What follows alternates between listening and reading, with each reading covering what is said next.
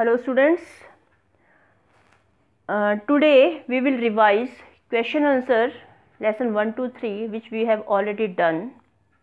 You have to answer these questions in one word or in one sentence.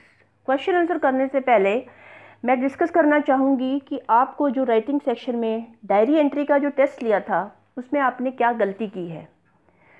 Diary entry में आपको कहा गया था you and your family had to face a lot of pleasant and not so pleasant experiences when an uninvited guest overstayed with you, कि आपके घर में एक अनइनवाइटेड, जिसे आपने बुलाया नहीं है, ऐसा मेहमान आ गया था और आपको उस मेहमान के साथ अच्छे और बुरे, मतलब जो उनसे अच्छे मोमेंट थे, अच्छे पल थे, वो बताने थे आपको, और जो चीज़ आपको अच्छी नहीं लगी थी वो भी आपको मेंशन करनी थी। तो आप में से बहुत सारे बच्चों ने तो सिर्फ अच्छे गुड मोमेंट्स जो थे, प्लेजेंट मोमेंट थे, वो मेंशन कर दिए और जो अनप्लेजेंट थे वो मेंशन नहीं किए। तो आपको एक या दो अच्छे मोमेंट मेंशन करने थे, एक या दो अनप्लेजेंट मोमेंट मेंशन करने थे, लेकिन आपने नहीं किया।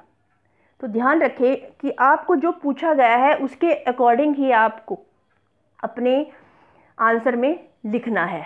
और दूसरी बात, आपको ये कहा गया था, आपने नोट किया होगा, जो क्वेश्चन था वो पास्ट टेंस में था और डायरी एंट्री आप लिखते हैं मोस्टली शाम को या रात को लिखते हैं, जब आपके साथ कोई घटना घट जाती है, हैपनिंग हो जाती है, इवेंट हो जाता है, तब आप उसको मेंशन करते हैं। तो ये पास्ट टेंस में होनी चाहिए। कुछ बच्चों ने प्रेजेंट टेंस यूज़ किया है, सिंपल प्रेजेंट यूज़ किया है, कईयों ने आधी जगह प्रेजेंट टेंस यूज़ किया है और आधी जगह पास्ट टेंस यूज़ किया है, तो वो भी गलत हो जाएगा। तो आपको ध्यान रखना है कि आपसे क्या पूछा गया है और आपको उसका आंसर कैसे देना है। कई स्टूडेंट्स से नीचे अपना ही नाम मेंशन कर दिया गया, जबकि यहाँ पर दिया गया था यू आर ललित और Latika, Lalit for boys and Latika for girls, तो आपको वही नेम मेंशन करना था और ऊपर अपने सिग्नेचर करने थे। मोस्ट ऑफ द स्टूडेंट्स ने क्या किया है, डे मेंशन नहीं किया और डेट गलत मेंशन की है, हाइफन लगाया हुआ है। जैसे प्रॉपरली बताई थी कि 10 जुलाई 2020 या 2 जुलाई 2020 ऐसे लिखनी थी, ऐसे कई बच्चों ने नहीं लिखी है। तो इसका मतलब है कि आपने जो वीडियो आपको करवाई है आपने वो ध्यान से नहीं देखी है, उसको नहीं समझा है।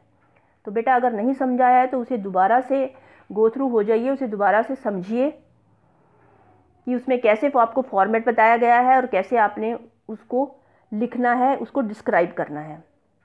ठीक है, तो आपका जो कमिंग फ्राइडे होगा उसमें मैं दोबारा से आपका राइटिंग सेक्शन का टेस्ट लूँगी, जिसमें आपकी डायरी एंट्री और फॉर्मल लेटर दोनों मेंशन किए जाएंगे।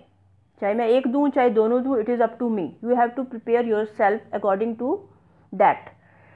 तो अब हम क्वेश्चन आंसर की रिवीजन करते हैं। इसमें तीनों चैप्टर में से बहुत ही छोटे छोटे आंसर्स बेस्ड क्वेश्चंस दिए गए हैं जिनको आपने फाइंड आउट करना है और उनके आंसर आपने अपने पास स्पेयर नोटबुक, रफ नोटबुक या प्रैक्टिस नोटबुक में या टेस्ट नोटबुक में आपने मेंशन कर लेने हैं। वेडनेसडे को हम इसके आंसर्स डिस्कस करेंगे। तो आज आपको बता देते हैं कि कौन से क्वेश्चंस लिए गए हैं। First question is who is the poet of the poem birdie will you pet. इसके जो पोइम है इसके पोएट का नाम आपको बताना है। Second is who took a pearl necklace and put it around her नेक।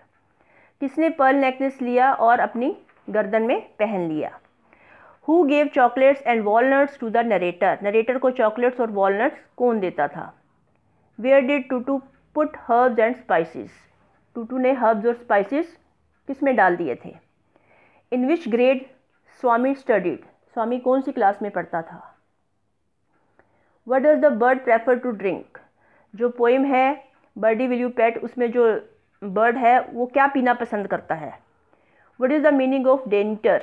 इसका मीनिंग बताना है आपको। Who wanted to marry Rocky. Rocky के साथ शादी कौन करना चाहती थी। Who entered into the hall at night. रात को हॉल में कौन घुस गया था। Write the opposite of coward. Coward का ऑपोजिट मीनिंग आपको लिखना है। ध्यान रहे आपको वन वर्ड या वन सेंटेंस में ही आंसर देना है। आपका आंसर लेंथी नहीं होना चाहिए। जो पूछा गया है उसके रेलेवेंट ही आपको आंसर देना है, क्योंकि ये 1 नंबर का ही क्वेश्चन होगा।